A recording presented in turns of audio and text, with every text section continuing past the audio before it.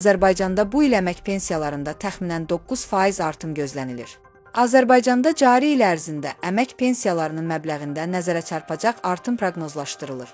Gözləntilərə əsasən bu artım təxminən 9% səviyyəsində olacaq. Son Xəbər az xəbər verir ki, bu barədə Dövlət Sosial Müdafiə Fondunun ƏMS sədri Zəkə Mirzəyev fondun 2025-ci ilin yekunlarına həsr olunmuş mətbuat konfransında geniş açıqlama verib. O bildirib ki, ötən il əmək pensiyalarında 8,1% həcmində indeksləşdirmə aparılıb. Lakin faktiki orta aylıq artım bu göstəricidən daha yüksək olub və nəticədə artım 9%-dən də yuxarı səviyyədə qeydə alınıb.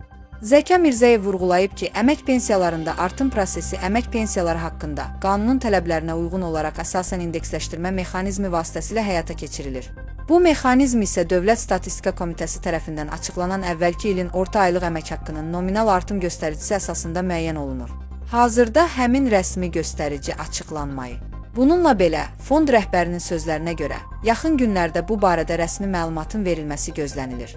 ƏMS sədri qeyd edib ki, mövcud operativ məlumatlar və ilkin hesablamalar onu deməyə əsas verir ki, əmək pensiyalarında tətbiq ediləcək indeksləşdirmə nəticəsində artım təxminən 9% ətrafında olacaq. Bu da minlərlə pensiyaçı vətəndaşın aylıq gəlirlərinin artmasına müsbət təsir göstərəcək. Zəkə Mirzəyev əlavə edib ki, ötən il həyata keçirilmiş əmək pensiyalarının illik indeksləşdirilməsi, yəni 8,1% artım üçün Dövlət Sosial Müdafiə Fondunun büdcəsindən 520 milyon manat əlavə vəsait ayrılıb. Bu vəsait pensiya təminatının gücləndirilməsinə və sosial rifahın yüksəldilməsinə xidmət edib.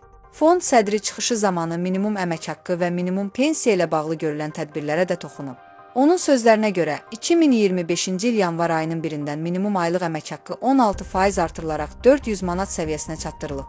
Bununla yanaşı, 2025-ci il fevral ayının birindən minimum pensiya məbləği də 14,3% artırılıb və 320 manat olaraq müəyyən edilib.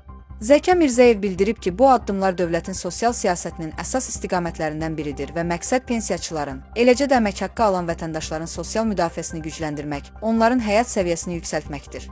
Dövlət Sosial Müdafiə Fondu gələcək dövrlərdə də bu istiqamətdə ardıcıl tədbirlərin davam etdiriləcəyini bəyan edir.